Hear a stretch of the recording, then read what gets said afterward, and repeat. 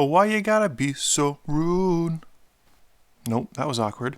Let's see. Roon, cartoon, platoon, moon, soon, dune, the worms, the spice. Nope, I gotta focus. Alright, this is Roon of the Hidden Realms. Hey everybody, and welcome back to Conquering Your Commander. This week will be a bit different. I'm trying out a new format for the videos. What I've realized is that the strategies may be helpful, but it's impossible to predict how your games are going to go. As such, I'm only going to suggest cards that work in tandem with your commanders, or work really well in the deck for the next few videos. If you like this new style, please let me know in the comments, or tweet me. Roon of the Hidden Realm costs 2 colorless, 1 green, 1 white, and 1 blue. In exchange for that mana, we get a 4 power and 4 toughness creature with 2 interesting vanilla abilities and 1 powerful activated ability. Roon comes with complementary abilities, Vigilance and Trample, 2 very strong combat abilities, which I found surprisingly useful despite my initial focus on his activated ability. Roon's main selling point is his activated ability though, which really shines. For 2 colorless and tapping Roon, we are able to exile any creature on the battlefield, whether it's ours or not, and at the beginning of the next end step, return it to its owner's control. For only 2 mana, we can get an incredible, reusable ability that lets us to abuse the very best enter the battlefield creatures. Roon is what is called a blink or flicker general, abusing repeated and oppressive enter the battlefield effects like Stonehorn Dignitary or Acidic Slime. He can act as a pseudo Maze of Ith, or blink away troublesome tokens. With all that being said, let's look at a few cards that might help Roon win you the game. If you have any suggestions or ideas, please post them in the comments and let me know. Illusionist Bracers and Rings of Brighthearth act as doublers for Roon, allowing you to get more than 1 target out of his activated ability. This can quickly add up to significant card and land advantage if left unchecked. You can also mix in Strionic Resonator, an artifact that lets you basically double triggered abilities to really capitalize on those enter the battlefield triggers. 1000-Year Elixir, you're going to want to maximize on how many times you can blink stuff with Roon, especially if you built the deck around it like I have.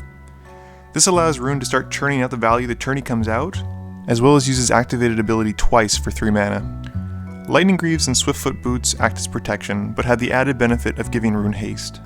Their relative cheap cost, haste enabling, and protection are great additions to this deck. Sundial of the Infinite is a tricky little card, and one that might not be an obvious inclusion to this deck.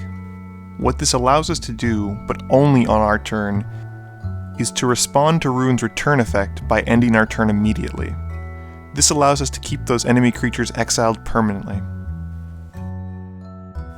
Pretty much any creature in the Bant color spectrum with an enter the battlefield trigger can be considered for this deck.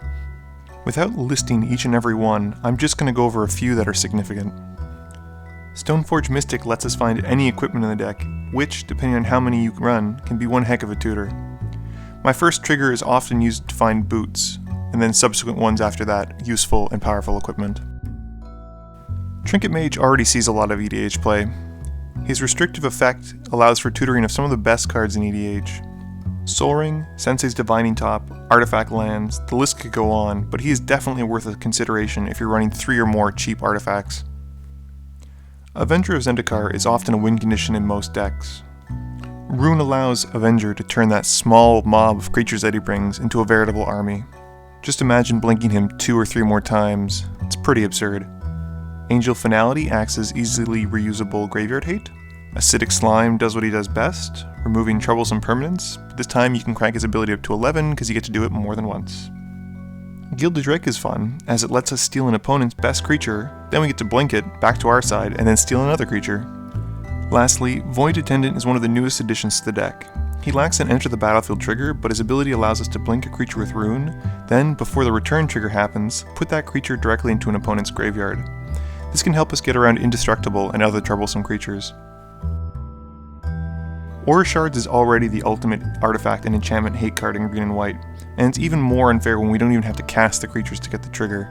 Roon will make this card even more broken than it already is. Cathar's Crusade is an enchantment that turns all of our blinks into basically pumps for each other creature that isn't being blinked. It works incredibly well in tandem with Avenger of Zendikar.